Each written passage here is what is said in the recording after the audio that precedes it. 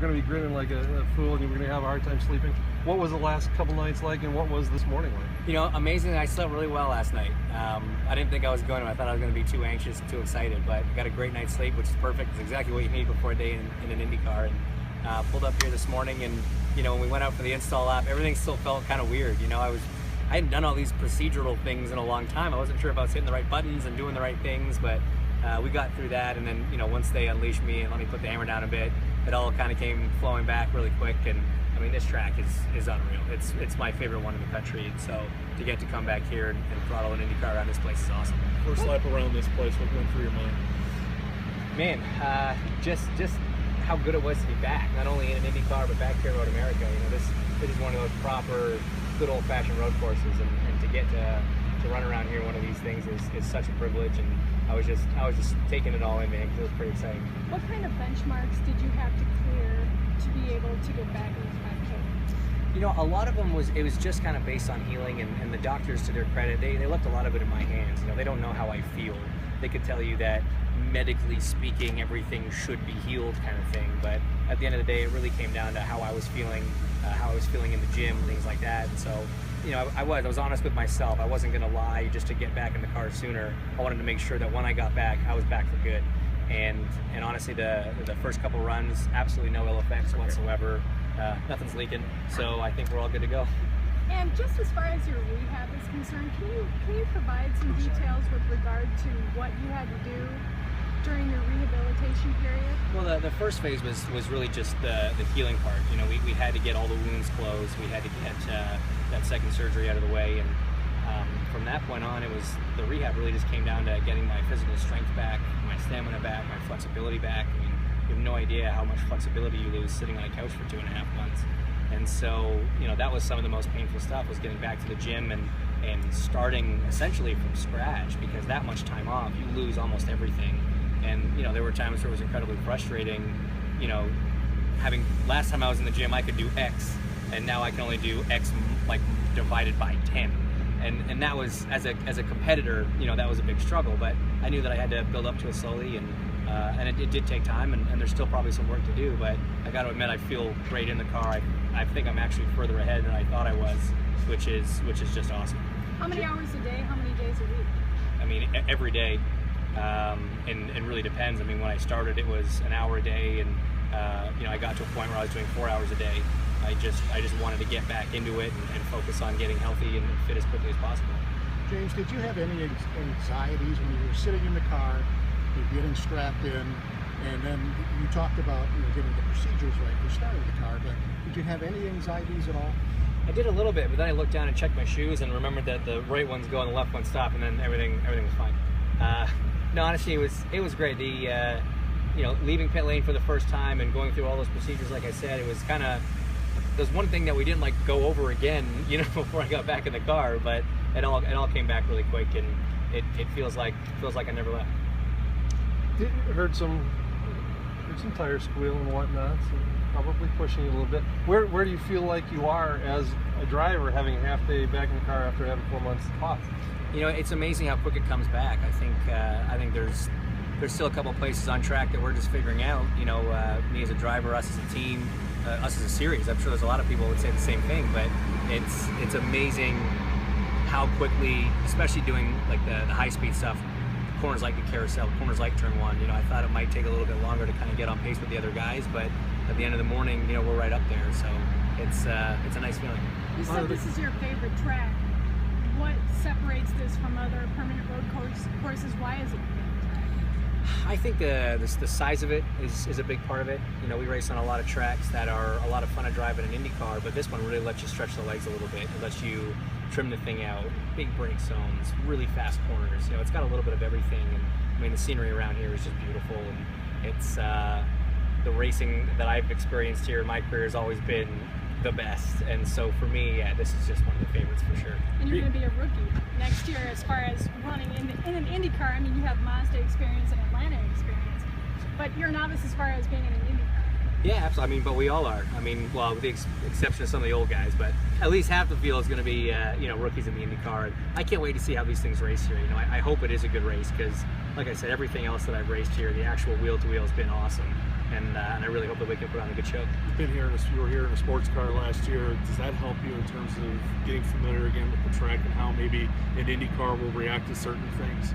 I mean, the sports car and the Indy car are quite a bit different, but I think having been around the track last year helps. I mean, anytime you get seat time at a racetrack, it's going to be positive, right? And so, getting that chance to kind of blow the rust off of my Road America notebook and add a couple more notes is definitely going to be beneficial today and moving forward.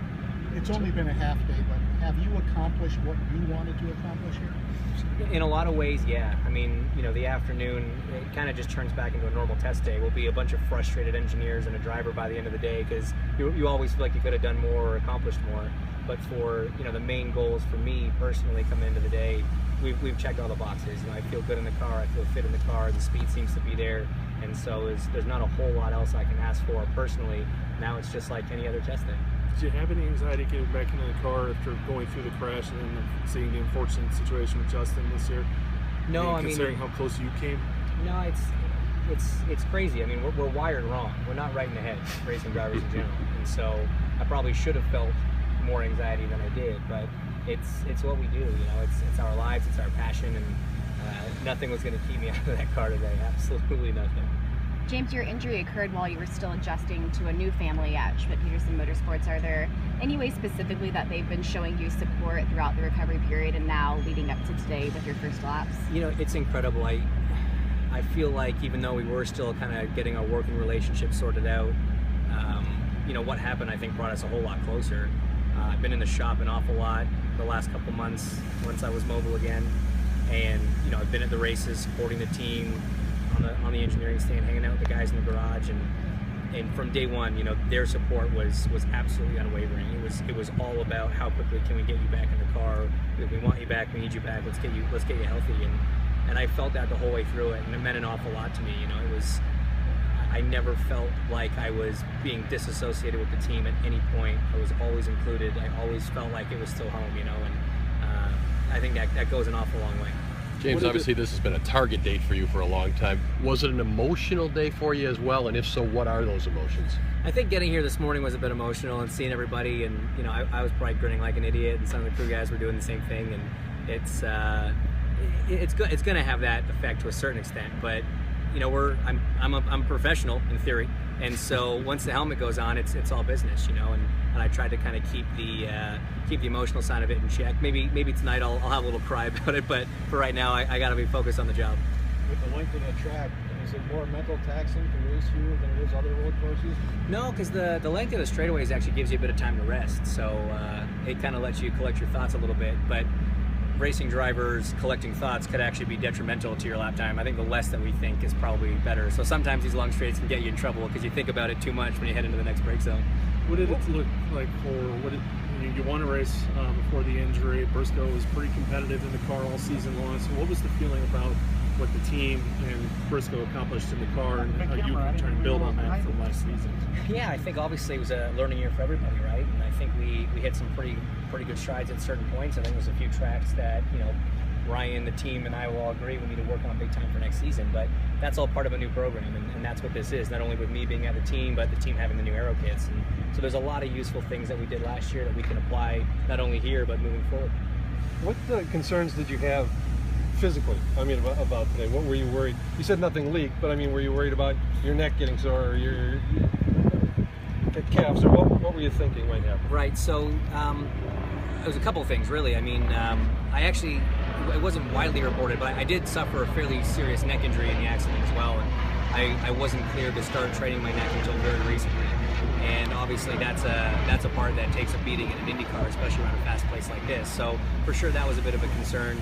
I spoke to TK after he ran here last year, and he told me it was definitely going to be a concern. So I think he was hamming it up a little bit though, just trying to make me scared. And then obviously, upper body is something I was able to get working on fairly quickly in the recovery, but these things are super physical without power steering and with these new aero kits. So that was a concern. My left leg obviously has to put a lot of pressure through the braking system, and that had a large injury not that long ago. So there was a couple different things, but like I said, I've been very lucky, and ultimately at this point I actually feel physically very good. People, I think, want to make what you went through a huge life-changing thing, and certainly physically it has been, and maybe your career. But are we looking at this all wrong? I mean, is that the way?